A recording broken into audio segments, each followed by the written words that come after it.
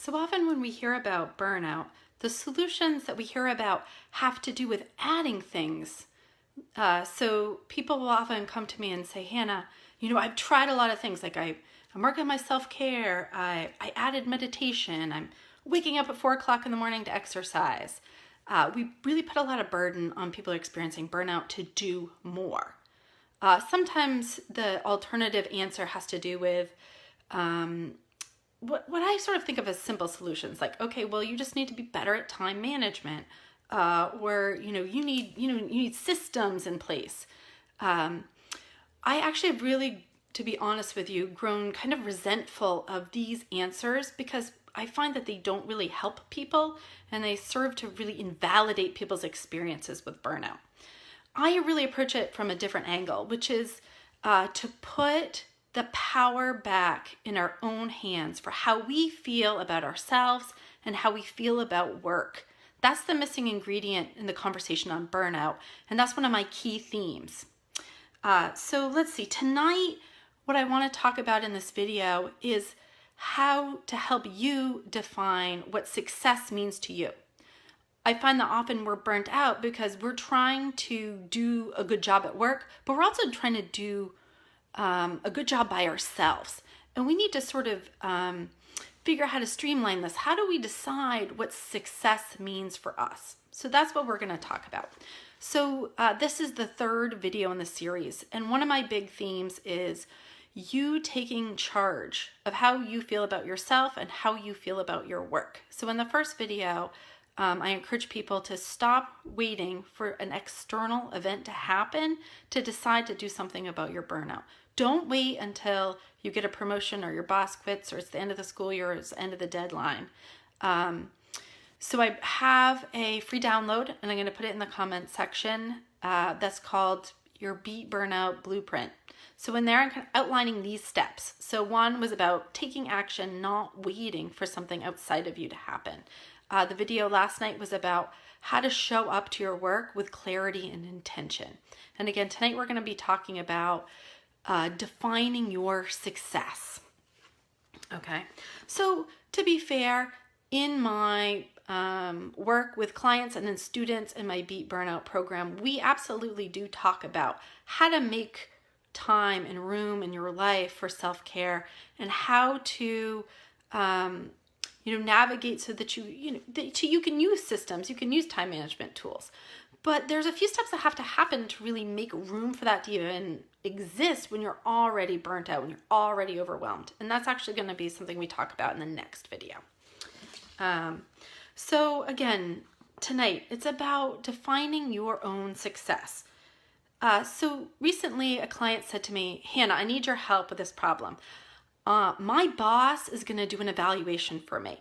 And I know that my position in the organization and the work that I do, well, I think is important, my boss does not value. And I'm probably going to get a negative evaluation based on those things.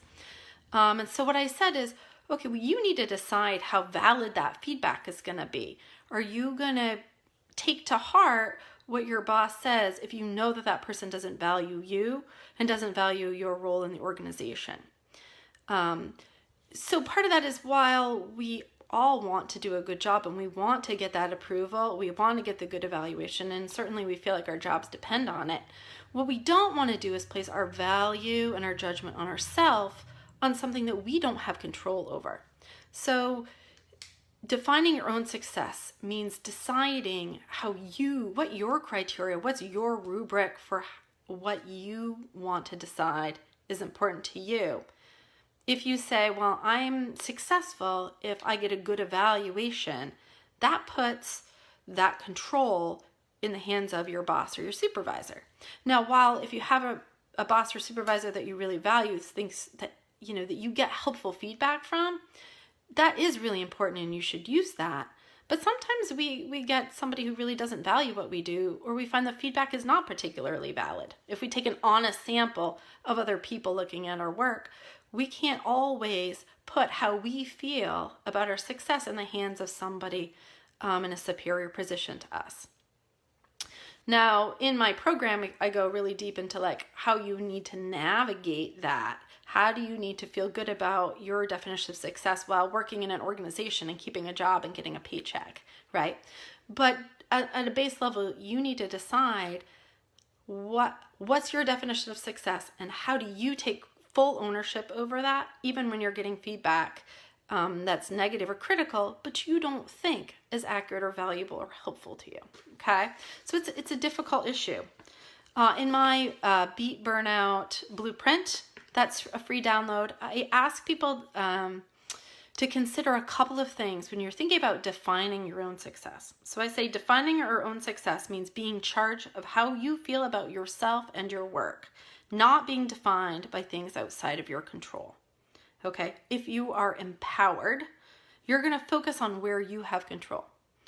If you're powerless, you're focusing on trying to control, to manipulate, or sort of engineer your way to approval.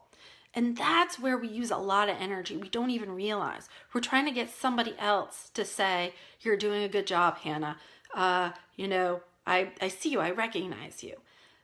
While we want to do a good job, let's think about how we put that in our process. Okay, so as a student, I learned that I actually don't have direct control over the grade that the teacher gives me. Okay, I can do my process, I can study, I can take the exam, but there's a lot of subjective things that happen. There's a system that I didn't set up, and the feedback I get, I may think is more or less valid depending on the teacher. So what I tried to do is figure out, okay, let me step back. What do I want to get out of this? What do I think is important in my learning? And how do I define what my success is? So for me, it became things that I thought that I could utilize in my career that I felt were really important points of knowledge or skill sets that I would value. And I would put my effort into those things regardless of what the grade was going to be. Now, it turns out if you focus on your process and you put a lot of energy into the things you really care about, oftentimes you will get the outcome that you want. You will get the good grade, you will get the good evaluation, but not 100% of the time. In that difference of the time where you are focusing on your on the outcome instead of the process is where you'll burn a lot of your energy and you'll have a lot of strife internally trying to act on an outcome that you don't have control over. Okay? So what I want you to think about is, what do you care about? What process do you want to use when you walk in to your job? How do you want to treat people, right? What do you want to get done for work? What are your values? What's your integrity? How do you want to show up for that? At the end of the day, how do you lay your head down on the pillow and feel like, I feel good about me. I feel good about the work that I did, regardless of what other people might say. So it's actually a pretty disciplined approach to deciding, what is success mean to you? How are you gonna evaluate that? How are you gonna feel good about it? So like I said, in my live Beat Burnout program, it's a small group, so it gives people enough time to interact with each other, to dive into this. I have some exercises that I do. So one thing I want you to consider, if you are feeling burnt out, if you've tried some other things and you feel like, I need something more here. I need to dive in. I need to look at where I can have power, where I can work on my mindset, where I can, really take back how I feel about myself and my work. Just check out the program, see if it's a fit for you. Message me and find out if it's a fit, because I will tell people if it is or it isn't. And you can just see how that feels. So I want to invite you to consider that. And I would really want to encourage you, just whatever you do, to get support on this issue and to be talking about it and to be open to different ways of exploring it. Don't feel like you've failed because you've tried the things that people have told you to and they're not getting you the result you want, because I don't think we're having an honest and complete conversation about burnout yet. I hope that this is some contribution and gets people thinking. I'd love to hear any comments or suggestions you have or things you'd like to share in the comments below. All right, thanks for watching.